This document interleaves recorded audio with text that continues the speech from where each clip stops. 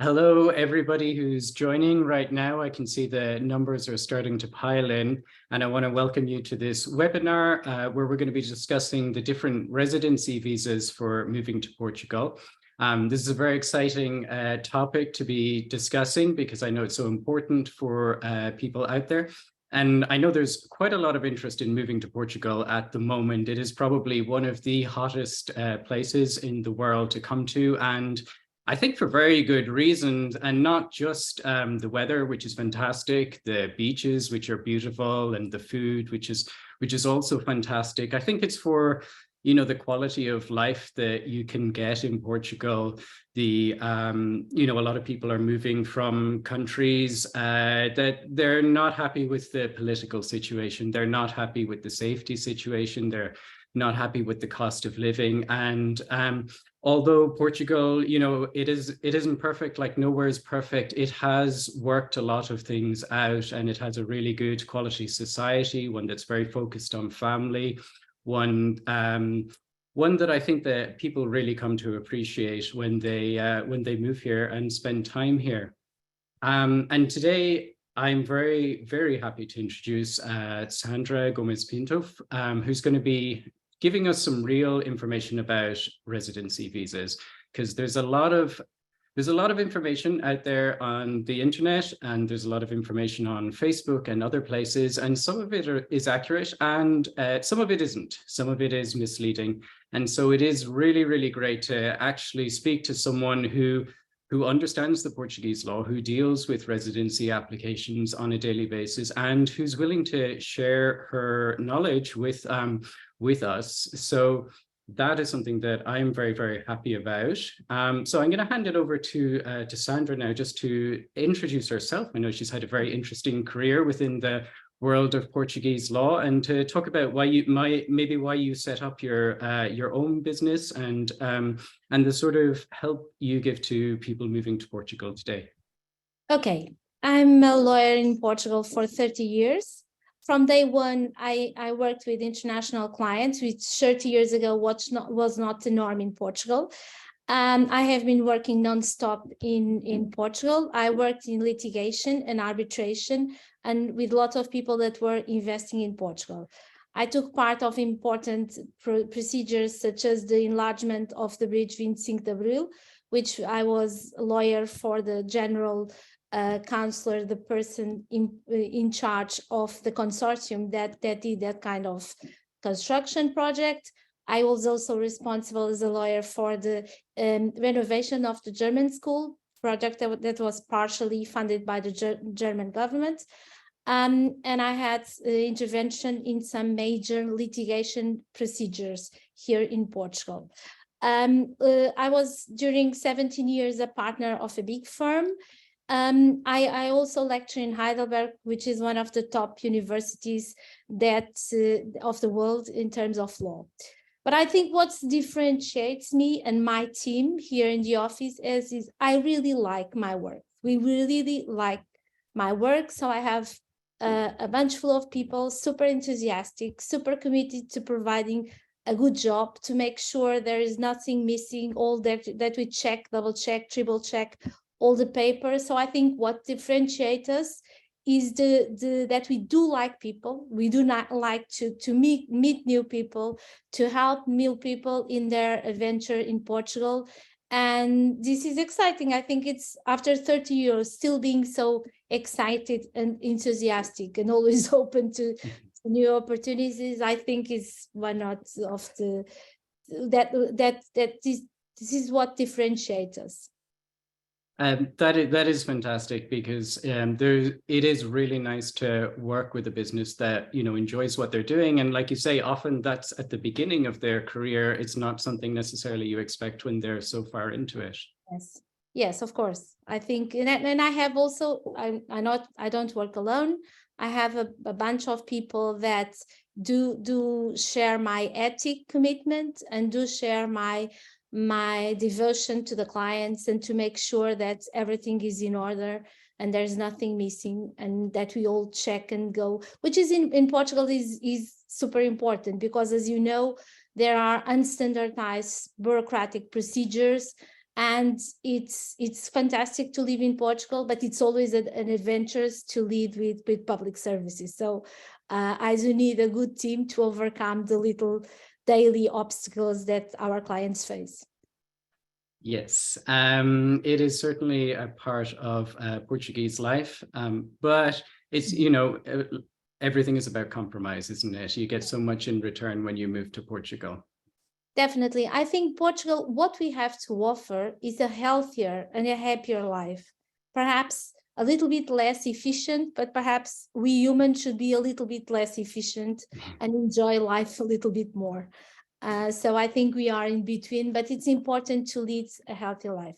Just for an example, I had a client, an American client. She had diabetes type 1.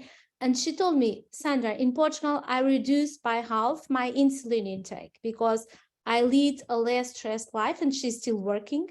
And I eat healthier and life is healthier. And there, the food is better, people are welcoming. So I don't need the reduction of stress, a better foods.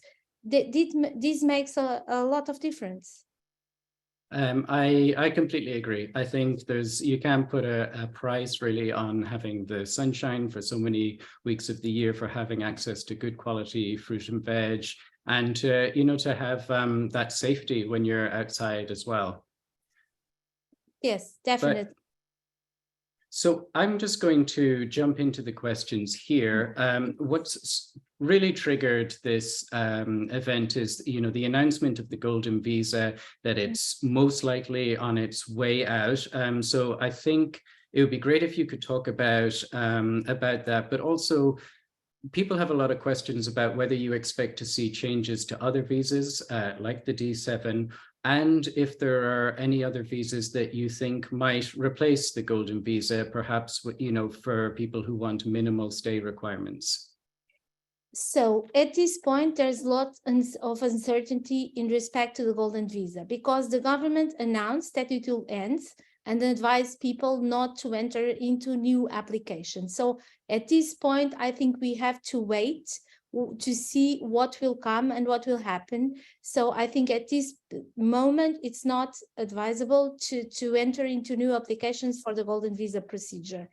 But I think there is a lot of people and there's a lot of groups from the society that are asking for the government to continue the Golden Visa project. So I think that probably the Golden Visa, as we have it right now, will end, but probably there will be another visa, something to replace the Golden Visa that will allow people to get residency through investment, but perhaps the possibilities of investment will be even more restricted than they are with the Golden Visa, and also with the changes that were implemented in the beginning of 2022. So I think there will be another option similar to the Golden Visa that will allow residency in Portugal, but with where it's only mandatory to stay a couple of weeks within 2 years to keep the status of resident in Portugal, and also could be the possibility to travel freely within the Schengen space. So, but I do believe that the D7 at this moment, the requirements are very low.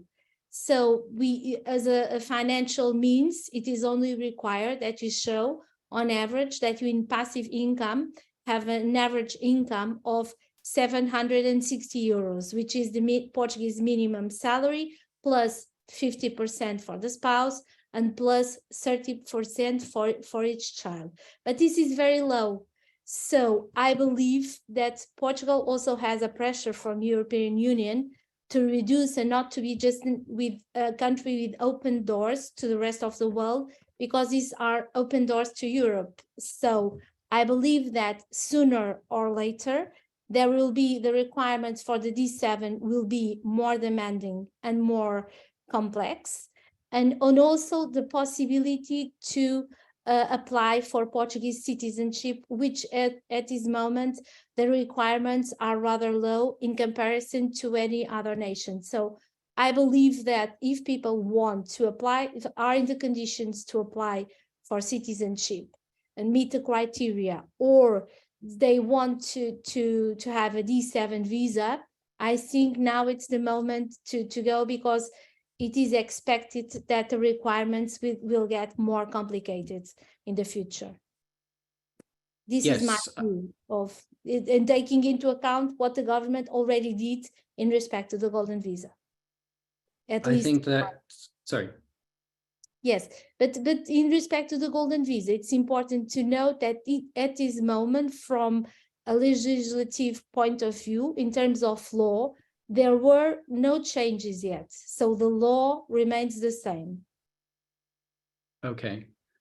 That's very insightful and very helpful. One thing that I would say is, last year I had a couple of webinars about the Golden Visa, and people attended and they were sort of interested in it, but they weren't sure. Maybe they were going to go for the D7. Maybe they weren't sure if they were moving to Spain. As soon as the announcement happened, suddenly everybody was upset that they couldn't get the golden visa. Now they feel like they can't move to Portugal. And so I think, there's a real reason there to think about, what do you want to do? Do you want to move to Portugal? Right now, the things like the D7 are, as Sandra points out, they're very, very achievable for a lot of people. The path to citizenship is also very, very achievable. That could change in the future. So it would be in a lot of people's interest to put their applications in soon, to speak to Sandra and to get the ball rolling on that. Mm-hmm. But let me tell you something. Even before the end of the golden visa, for the last year, we were already advising our clients to go for the D7. Because although the D7, as all the other residency visas in Portugal, have mandatory times to stay in Portugal, within 2 years, you should not leave the country for more than 6 months in a row and 8 months total.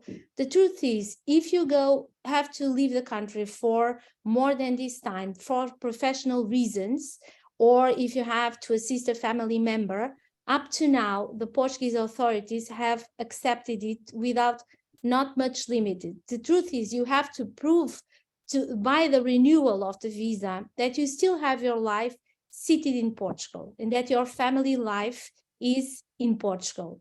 But then again, the requirements are not that complicated, the residency requirements. So even before the end of the golden visa, also because the procedure is simpler and less complex, and the answers of the authorities are more straightforward, we are already advising our clients to go for the D7, because the golden visa was taking longer, and the D7 has the fantastic advantage, it doesn't require any investment. And in the golden visa, in the best situation possible, and it was already complicated, it was an investment of 208,000 euros total. It was the minimum, until the average investment was 500,000 euros. So, and for the D7, you don't have to invest nothing. So this is, and the process is simpler and quicker. So I think this is a great advantage. Definitely. Okay.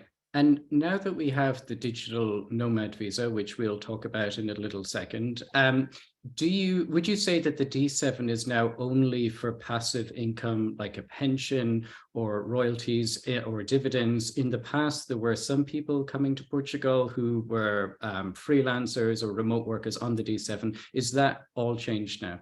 Yes, now it's all changed, but because, as you probably know, the D7 was originally created as a passive income visa. But during the pandemic, we had this situation that was new, it is unexpected for the world, of remote workers that travel throughout the world. So the Portuguese authorities decided to admit the D7 for remote workers, although according to the law, and what the reason why it was created was for people receiving passive income. But then the authorities decided to interpret it the law, to interpret the law in a more general way and to admit the remote workers. But now that we have a specific visa that is applicable for all those that are working in Portugal but being paid by a foreign entity, now the D7 will remain with its original features and will only be applicable for those who have passive income, which can be rentals, royalties, interests, everything that's passive, that doesn't require you to work to have an active role to obtain this money.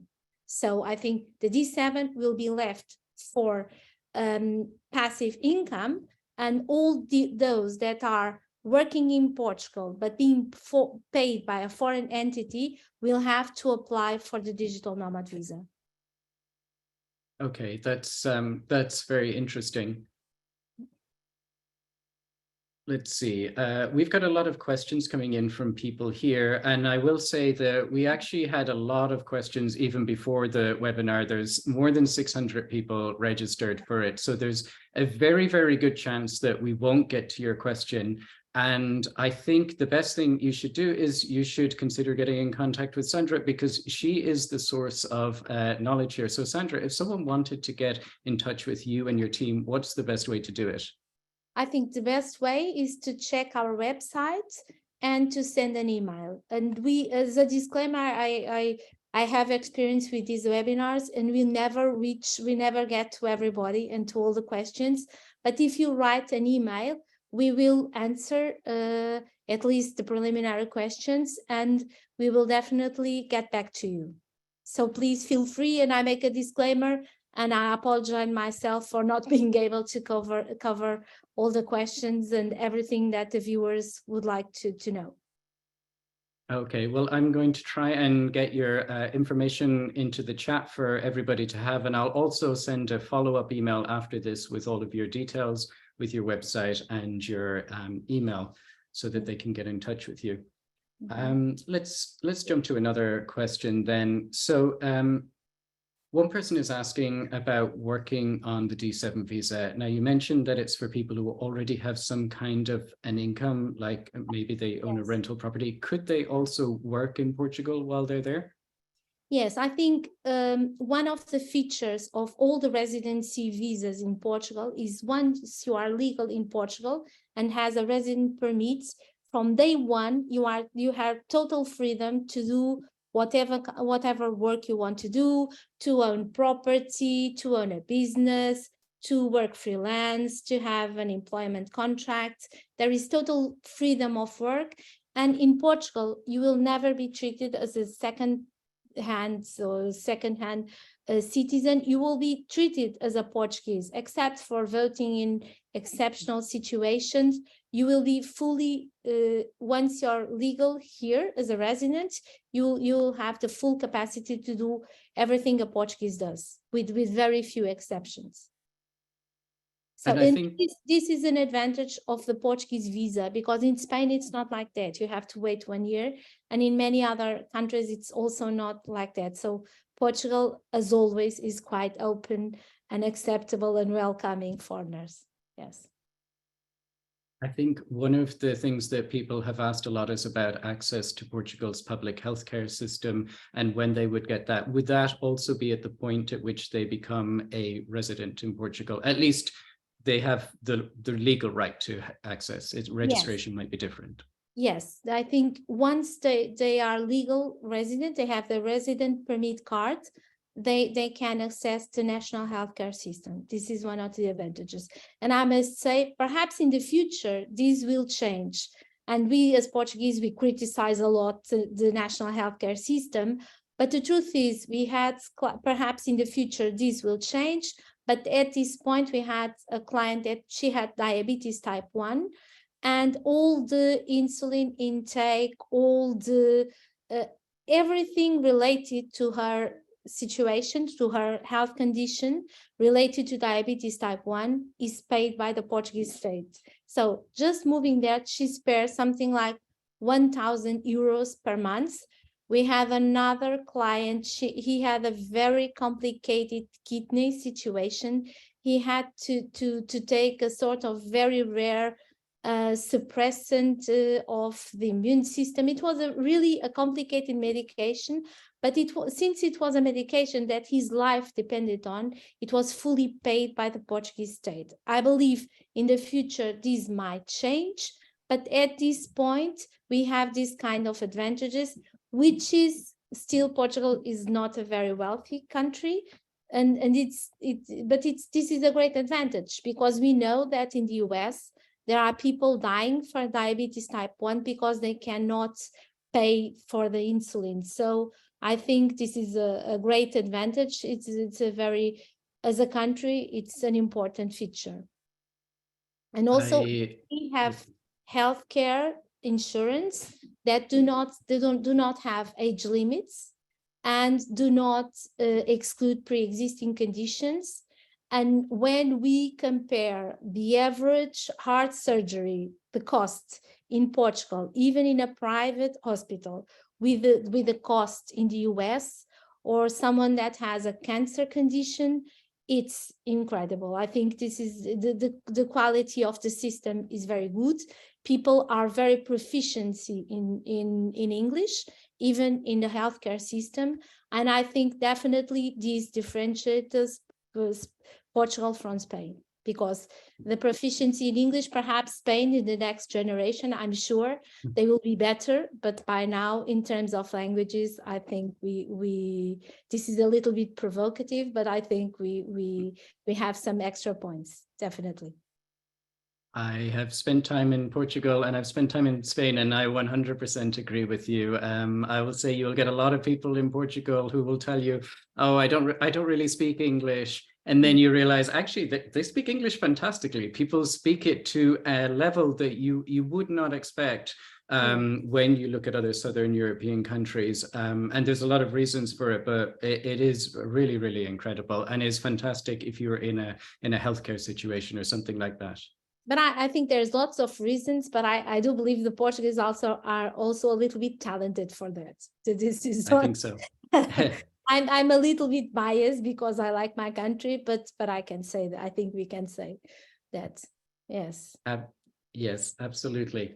Well, we might have more time for reasons that Portugal is better than Spain, but before we do that, one more question on the D7. Someone's asking, can I use a term of responsibility from a friend or family member already living in Portugal for my application, but then when I get to Portugal, am I free then to rent somewhere else or buy somewhere else? Does that make sense to you?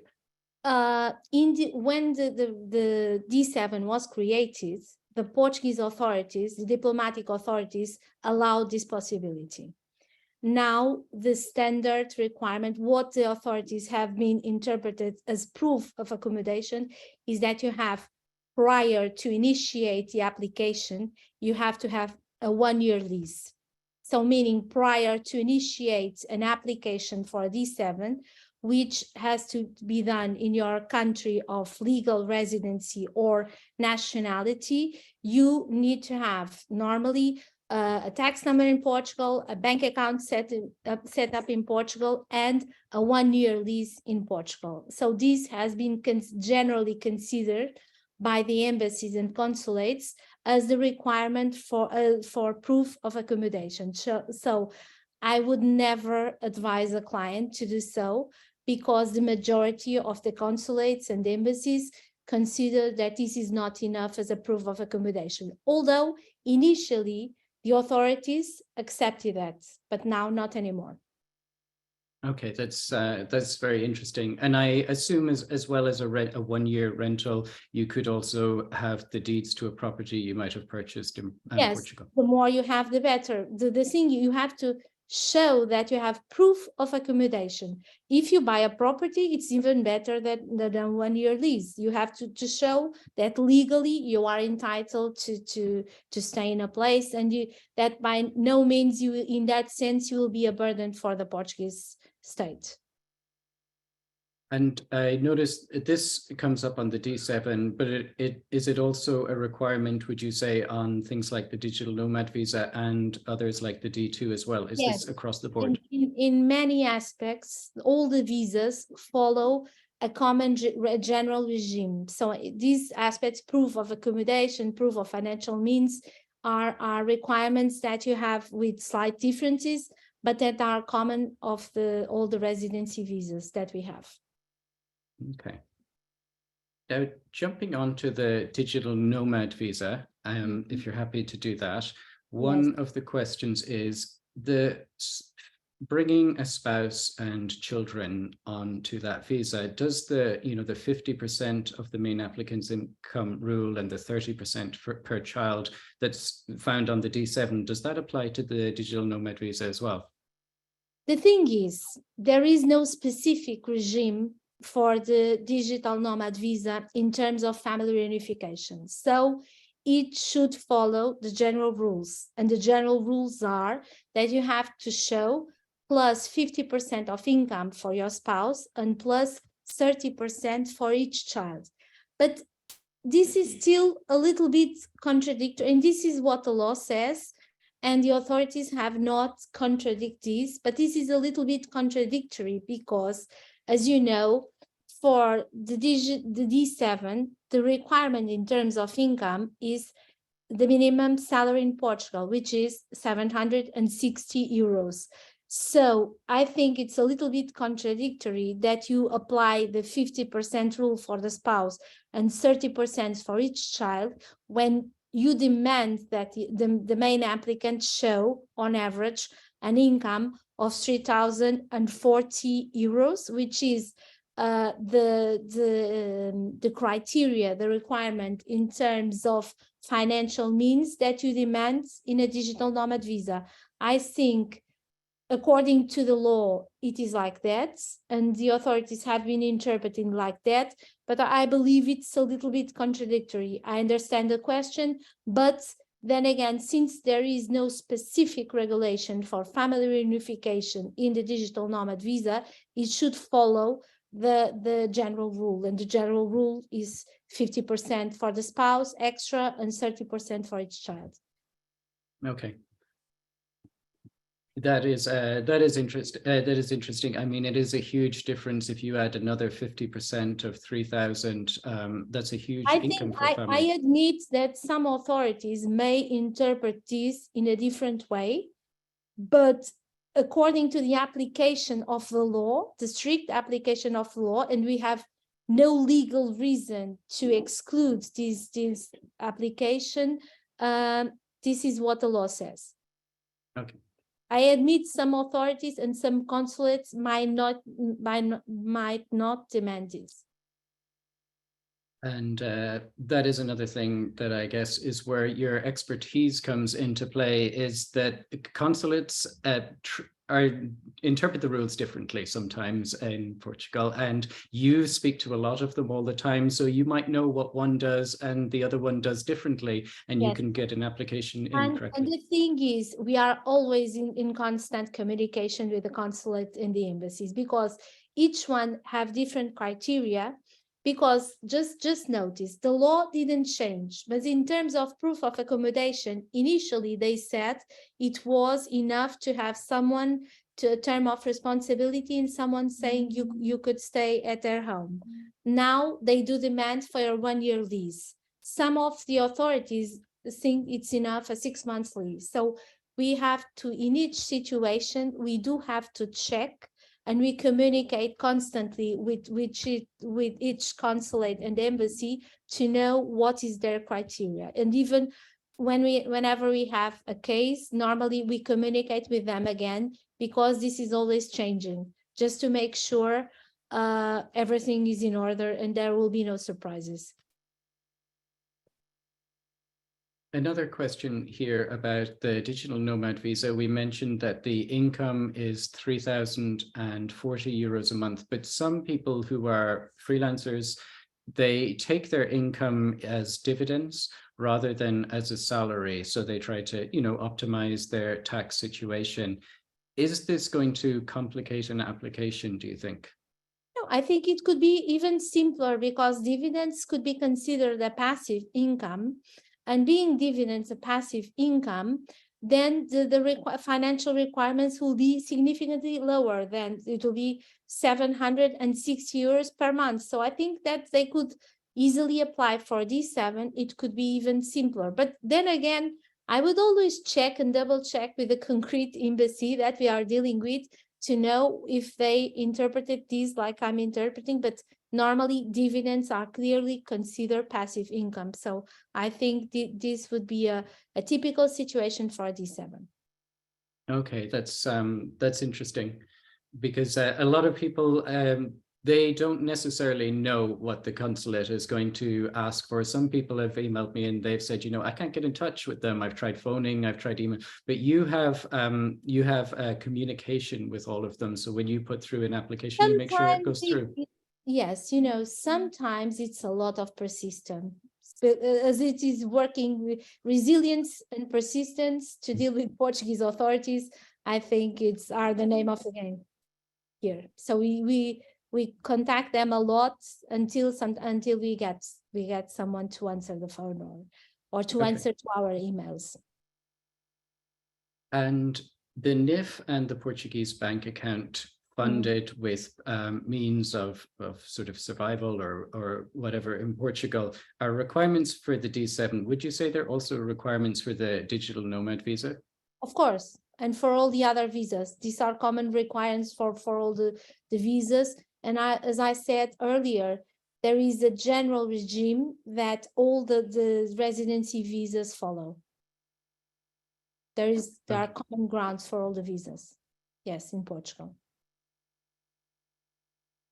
Now, another question there, I'm not sure if you know the answer to it, is whether someone might have to pay, if someone comes on the digital nomad visa, there's a lot of questions about where people are going to pay their taxes, because they think I'm working for an American company, but I'm living in Portugal, or I'm working for a British company. Who do I pay taxes to? Who do I pay Social Security to?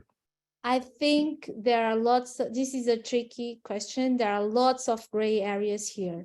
I think this is the place, the tax exposure and Social Security exposure. This is the kind of thing that you should plan ahead.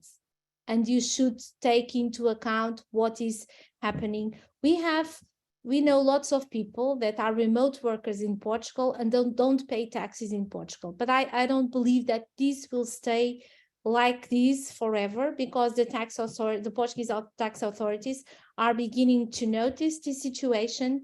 So I believe this is something you should address earlier with an expert, and you should plan ahead. And there are several options, sometimes creating a company in Portugal, sometimes having an employment of record. I think there are several options, but the general rule is if you are working in Portugal, you should be paying tax in Portugal. This is the general rule in Portugal. So, and there are, of course, with UK and all the countries in the world, we do have conventions to avoid double taxation and several mechanisms that will prevent you for being double taxed in any kind of situation. And we also have the NHR regime, which simplifies in many ways the situation of double taxation. So I think this is the kind of Social Security taxation. This is the kind of situation that should plan ahead, because there are several mechanisms that can make it easier and make you avoid paying excessive taxes and able any situation of double taxation. Okay, that's very good advice, because you don't want to get a surprise when you come to Portugal. And I will say there's a lot of people that they are told by their company that they can work remotely, and they assume that means they can move to Portugal. But actually, when they go and speak to the HR department, initially it's all fine. And then suddenly the HR department gets confused. It's like, well, how will we pay your salary? Do we have to pay your Social Security in Portugal? Do we keep doing it here? And the whole thing can fall apart for a lot of people. So I would say speak to a professional first. And then when you go and speak to your company, go with the information. And go with a solution, because If this is lots, if a company has lots of people coming to Portugal, you could set up an employment of record or someone that complies with social security, and still it might be advantageous both for the company and for the employee. It's a question of, but you should plan ahead. This is the kind of thing that you should plan ahead. And I believe that there will be surprises, because when the remote workers started in a huge amount during the pandemic time, what happened? People just were working remotely. They pay taxes as they did previously, and the Portuguese tax authorities didn't bother to take care of this situation. But having a massive number of remote workers in Portugal, and with a specific visa that is a digital nomad visa, I think everybody will wake up. So this situation, you will have to address this situation properly. Okay. Now, I'm going to jump ahead to the D2, which a lot of people probably don't know about as much as the D7 or the Yes. digital nomad visa, but it was being used by some people, like some freelancers, to move to Portugal as, was it an independent freelancer, or I forget the term. Do you think that's still an option for people? That's still an option, but you have to have a business plan. You have to show why you chose Portugal. You have to show, I think there is much more discretionary in the analysis of this type of visa. So I think both the D7 and the digital nomad visa are a much more straightforward procedure and approach. And I would advise clients normally to go for the D7 or the digital nomad visa rather than the entrepreneur's visa, because that's the requirements are much more complicated, and there is much more discretionarity of the authorities to analyze and to verify if people comply or not with the requirements of the visa. Okay. Now, a lot of the visas we've been talking about are known as the D series visas. They go Yes. D1, D2, D3. Apart from those visas, are there other residency visas that allow people to move to Portugal? I know there's one for people from the Portuguese-speaking communities. Yes, there is one from the Portuguese speaking communities, and it's relatively easy to apply. It's an online platform. They have a very low payment, but this is an exceptional situation for those people. Rather than that, I think refugees also have the possibility to reside in Portugal. But basically, as a residency visa, the options that we have are the D series and the golden visa, or something that will replace the golden visa in the future. I would say these are the main options to reside. From the UK and for Australia and for Americans, you don't need a tourist visa. You can come for 3 months if you want without needing a visa. If you want to stay up to 1 year, you can go for the short-term digital nomad visa. This could be an option. And then there are all the D series options. Yes. Okay, because there's been a few people have said, I want to stay more than 3 months, but I don't really want to move to Portugal long term. Would you say then the digital nomad visa would be the best for, say, 4, 5, 6 months? They meet the criteria that they have a professional relationship with a foreign entity. They earn on average, and it's 3 months prior to initiate the application, an average of 3,400 euros. If they meet these criteria, I think they could easily go for a short-term visa. Digital short-term visa. And also the other possibility to reside in Portugal is, if you are in the conditions to apply for citizenship, This could be another option to live in Portugal. Okay, because there are quite a few people around the world, particularly in the US and Canada, who have Portuguese parents or grandparents. Yes. What would you say to someone who has this option, or maybe they might meet the requirements for the D7 or digital nomad visa? Would you say they're better off applying for citizenship now, or to go on one of the residency visas? Citizenship, it takes 1 year to 1.5 years, and in Portugal with public service, you really never know. And many times prior to initiate the citizenship application, you need to take care of certain documents. So if you want to move a ZEP to Portugal, I think it might be quicker to go for a visa. It depends, because it also depends. If your parents are Portuguese, you can apply directly. If your grandparents were Portuguese, then you have to show ties to the Portuguese community. And sometimes it's easier when you are already living in Portugal to show these ties than if you are still residing in a different country. So it depends from situation. Definitely when you have grandparents that were Portuguese, and if you are not traveling to Portugal on a regular basis, if you don't have parents in Portugal, if you don't have a house, if you are not able to show these ties, it would make sense to go for a visa and then to apply for citizenship. Because if you don't do that, if you don't have, prior to initiating this procedure, ties to the Portuguese community, I think it's important to show these ties prior to initiate the application for citizenship. Okay. And I understand that after 5 years of residency in Portugal, people are able to apply for Portuguese citizenship. First of all, does that take 1 year to 1.5 years, like you're saying? And second of all, would you say that there's a requirement for ties there beyond speaking Portuguese to an A2 level? Yes, you have to have an exam for an A2 level, official exam, and you have to show ties to the Portuguese community. So it would be important if you take part of the community, if you know some part of the history of the country, and you do show ties with the community.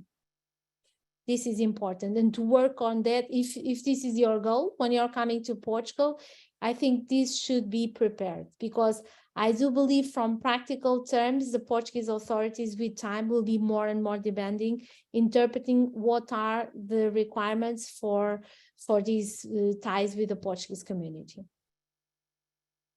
I do think that is also a very good incentive to really encourage yourself to integrate more into Portugal. I know a lot of people come to Portugal with big plans to learn Portuguese and make friends and join societies, and then they get there and it's quite hard to do. It's quite hard to make new friends as an adult. It's hard to do it in a second language, and they fall into, the expat groups and that, because they're much easier. But then you realize I'm spending all my time with people from my own country. I'm living in Portugal, but I'm not really integrating that much, and you're also not getting to speak the language. So as well as just getting the full Portuguese experience, another reason to really push yourself out of your comfort zone and to really integrate into Portugal is because you've got this citizenship application coming up in year 5. Yes, if you want to stay, and if you want to stay for more than 5 years, you have 2 options. You can apply for permanent residency or for citizenship. And also for permanent residency, it's required that you show that you have this level of Portuguese. So if your plan is to stay longer than the 5-year period, you definitely should learn the language, which is always, I think, from a brain perspective, an interesting, challenging, and keeps you young to do this kind of thing.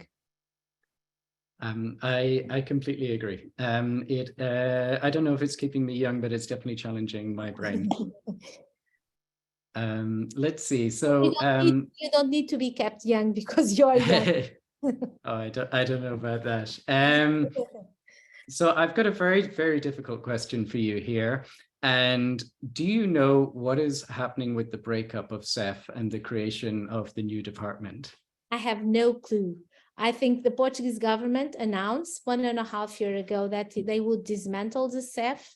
And we that have experience with CEF, we know that it's non-responsive, it's hard to work, it's not very transparent. We also faced a pandemic time that was terrible for all of us. So the government announced they will replace CEF with an agency for migration and asylum, but now we haven't heard much of this. I think it will happen sooner or later. I think perhaps when there is new law with regarding in respect to the golden visa, we will have also this new agency replacing CEF. But at this point, there's not much news and there's not much concrete about this. But hopefully, I think we should have an expat department, a foreign service department, more transparent, more responsive than CEF. This, I think, this is not very difficult to have something better than this. Okay. So we have a question there for someone who is a long-term partner of a Portuguese national. They've been together for 23 years and they're thinking about coming to Portugal. And I guess the question is, we know that there are rules in place for people who are married, and that's very simple to show. What about people who are long-term partners? How do you go about proving that? And is it treated the same way as being married to someone? The family reunification law is the procedure. The law is very clear. If you live together with someone for more than certain periods, you're allowed to the family reunification procedure. From a practical point of view, and according to our experience, it's better to be married because many people are living together, but they don't have really a contract, a proof of that. So that will probably raise more questions. And will be more complicated for sure if you live together than if you are married. So I would advise, if this is not a big deal, of course, as you know, the legal consequences of being married are completely different from being together. So as a person, I think that people should think very wisely before getting married and not just do it for visas reasons. I think this is not reason enough to get married. But if you want to have a more easy situation to get a family reunification procedure, definitely getting married makes things much easier. Okay. Well, this person has been with their partner for 23 years, so I think they're going to stay with them. So as long as they don't have any big objections to marriage, it might nowadays we never know. Sometimes after 30 years, you find no, this So, yes. We've got a question then. I've got just a couple more. We've really only got 10 minutes more here. So I'm just going to say again, there's so many questions. Let me address to our viewers, and please, if anyone has additional questions, please send us an email and we'll provide for sure answers and we'll get back to you. Absolutely. So I'm going to send an email straight after this with Sandra's contact details. So everybody will get that in their inbox. Or you can have a look in the chat box. I see that Sandra has posted their company website, and you can, if you want to do that, you can do that, get through to her that way as well. But let's see, this question is about if someone comes on the short-term digital nomad visa, which is just for up to 1 year, and then they decide, actually, I think I'm going to stay in Portugal longer. Is there a way to convert that into the longer-term visa? I think this is not specified in the law, but I think for sure there's this possibility. For sure, there's no reason if the people still meet the criteria for a longer visa, they could go for the expression of interest, or they should go back to the embassy because the expression of interest sometimes it's not working. But definitely, I see no reason that people will be prevented to get a visa because they had a short-term visa. Okay. That's definitely yes. The answer is yes. And possibly it's worth thinking about, maybe you want to, give it more than 1 year in Portugal, and then you're already on that visa. What was your question? Whether it's worth this person thinking about the 2-year visa rather than the 1-year visa. From my understanding of it, once you pass the 6-month mark, you're already possibly becoming a tax resident in Portugal Yes. anyway. At that point, you are very much legally residing in Portugal. Should It's someone not just go for it? in terms of, we have been talking until now about civil residency. A different thing is tax residency. There Okay. are different criteria to consider a person tax resident in Portugal. One of the criteria of the authorities, but it's not the most important one, is that you live in Portugal for more than 183 days. This is one of the criteria. But I think the most important criteria, and the authorities also consider, is the intention to live here longer. So if you are going to apply for a short-term visa, probably you're not showing the intention. So I think you should plan ahead. You should know, if you're staying for more than 183 days, you should plan to know what you're going to do, but probably you are not showing the intention to be here longer than that period, because so probably you can leave that time without being tax resident here. But I think this is something that you should analyze, plan, think, and know exactly how the authorities will interpret this. So living here for more than 6 months is one of the criteria to consider you tax resident, but it's not the only one criteria. There are other criteria, and you have to combine those criteria. But once you're living here more than 6 months, you should analyze the situation with an expert to know exactly what you can count on. Okay. It sounds like it's worth speaking to you about that one then. Yes, to me, or anyone that knows about this matter, or any specialist about this matter. So there's a lot of people thinking about moving to Portugal with children, and some of them have older children, or that they want to be reunified with their children. What is the age limit? Is it 18, or are there exceptions for older children?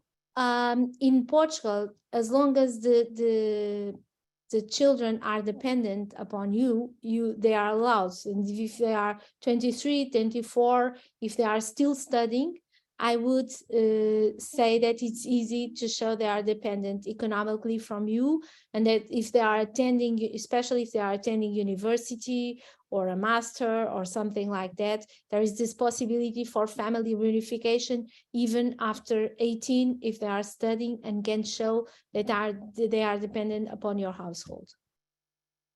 Okay.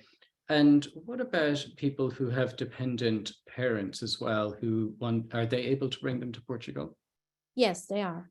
With the golden visa, there was this rule: if the parents were, or the parents-in-law were older than 66, they didn't need to show that they are dependent. If the parents were younger than that age, you would have to show that they are dependent from you economically.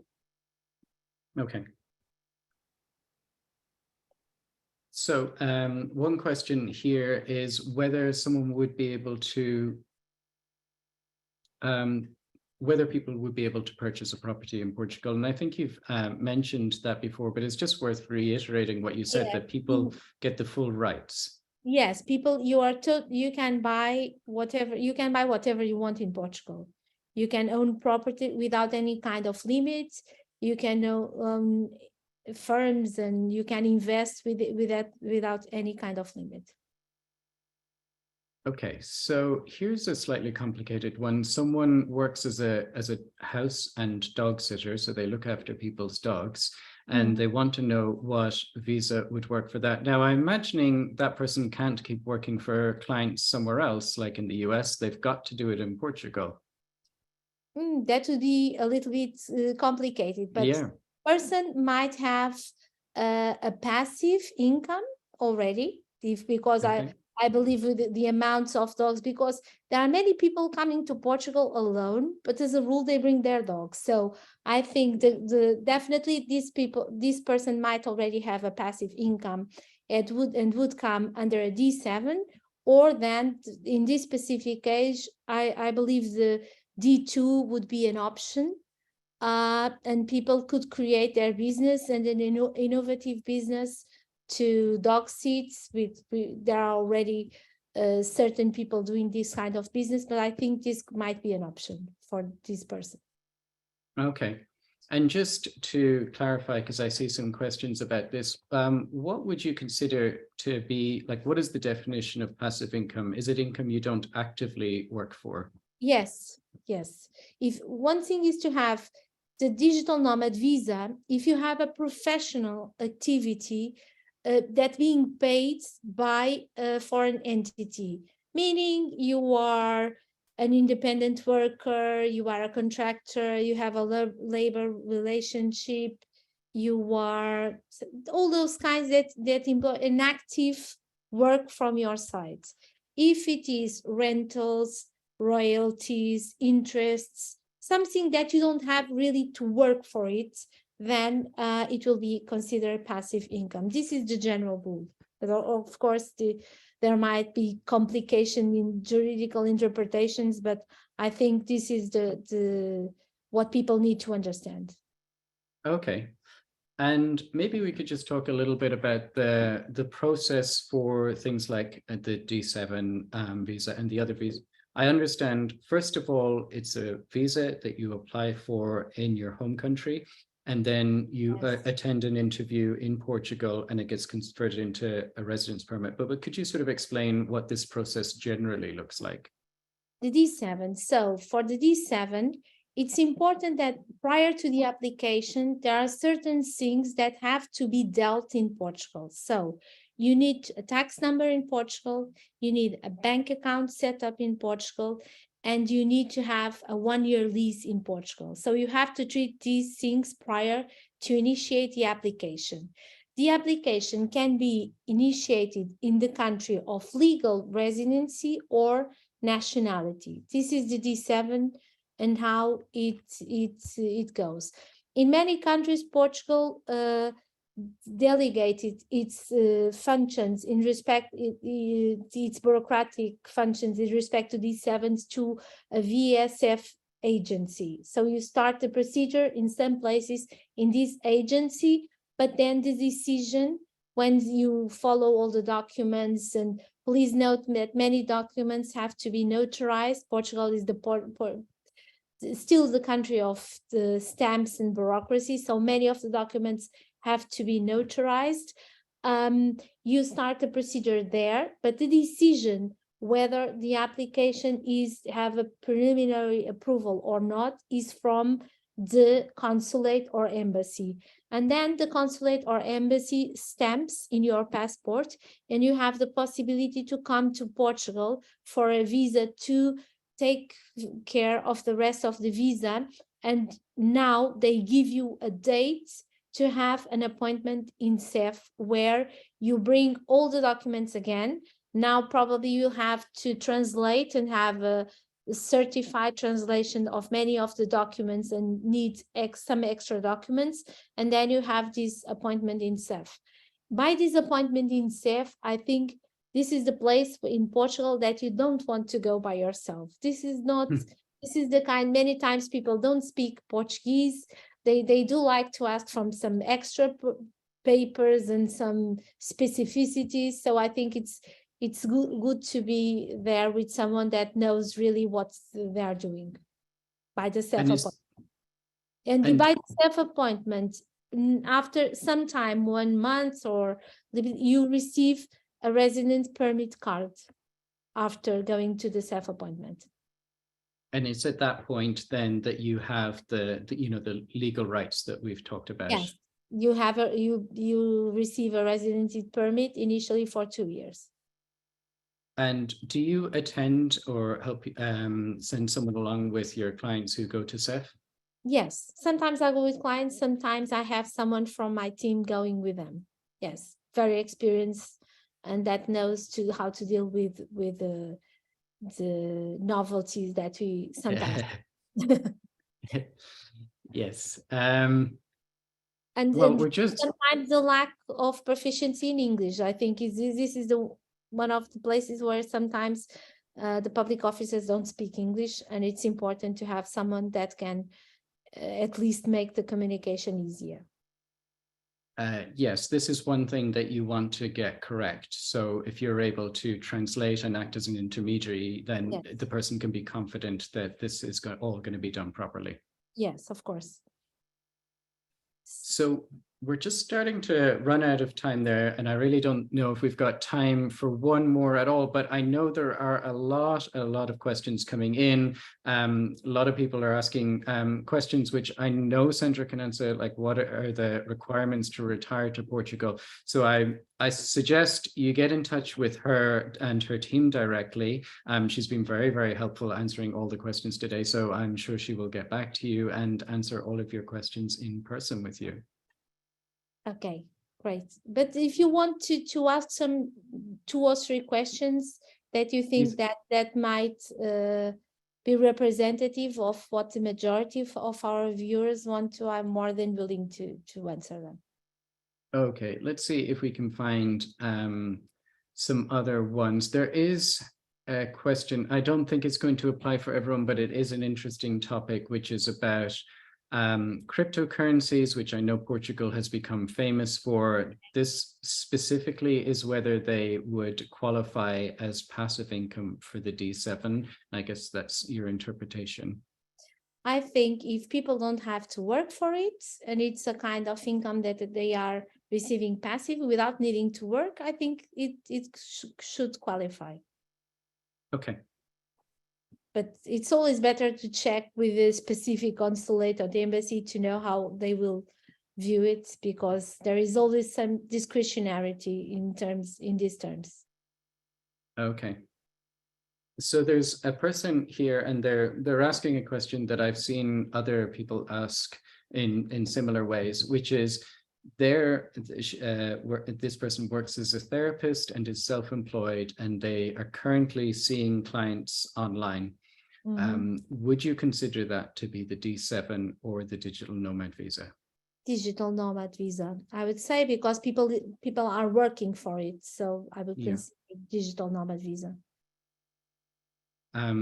Yeah, I think there's been this huge shift since the digital nomad visas come in. I've noticed that if you Google digital nomad visa, a lot of websites are still talking about the D7 visa, and they're still publishing new content saying this is the route, which you're saying is incorrect.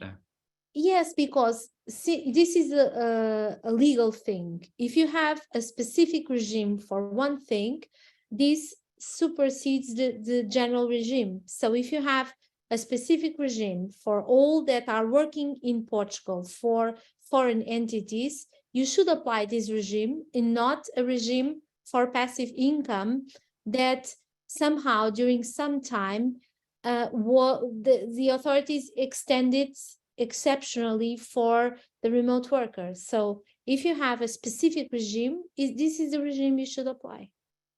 Okay. And that revokes the general regime in this regard. So I think this is incorrect, but we cannot say that there is, perhaps there could be one embassy that still interprets the D7 as applicable for this, but this would be from a legal point of view incorrect. Okay. So there's a question there that I guess is a good opportunity to talk about Portugal's history, positive history, which is whether same-sex married couples are allowed to retire in Portugal. So maybe you could just speak a little bit about how they're recognized legally in Portugal. Yes, they are recognized since a long time ago. I think Portugal is, although we are very family oriented, Portugal is a very open country. It's a very democratic country. So we have lots of Americans that are moving, and gay couples that are moving, because this is a very democratic, different opinions are accepted, very welcoming country. Portugal has something interesting in terms of history. We are one of the safest countries in the world, but we are one of the first countries in the world that abolished death penalty. And I think this says a lot about us. And Portuguese are tolerant by nature. So we actually, as a firm, have lots of gay couples coming to Portugal. And also because of democratic situation and the way, for instance, Americans, the way they are being treated and the way they perceive the country will evolve. So I think there is no problem for gay couples to come. And I think Portugal was one of the first countries to legalize gay marriage as well, wasn't it? Yes, yes. So to the person who asked that question, it is there's no issues there, and it's definitely a country that you consider moving to. Of course, there is no restriction for gay couples to retire here. They can. Okay. Let's see. Is there anything else just generally you would give advice to people who are putting in an application just to make sure, like, what are the sort of common pitfalls that people have?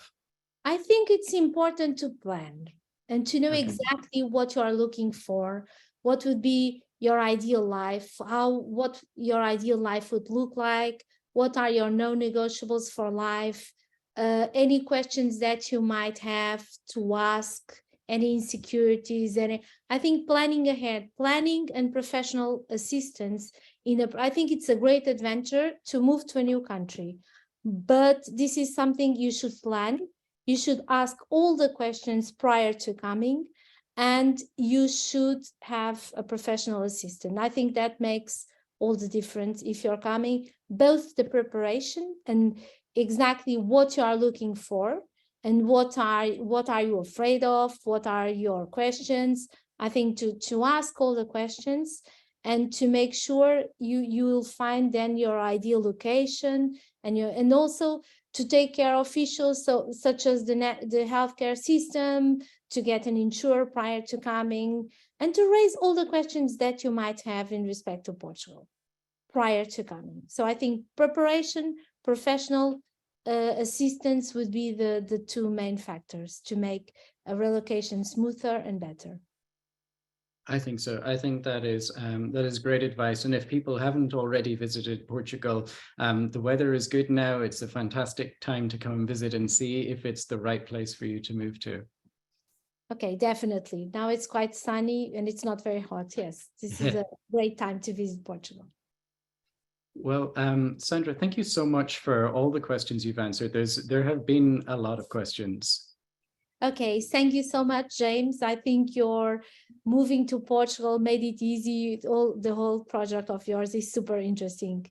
And congratulations on this movement that you are doing and on all the work that you have been doing promoting Portugal and made things easier for those who want to move here. Okay, well, it's only with assistance from other people and people like yourself that I'm really able to do it. So thank you for answering everybody else's questions today. And thanks to everybody for attending. I will send out an email with Sandra's details, and I will later send out an email with the recording if anybody wants to listen to it again.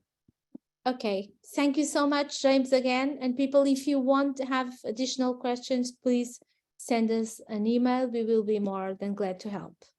Okay? Okay. Thank you so much, Sandra. Bye-bye. Bye.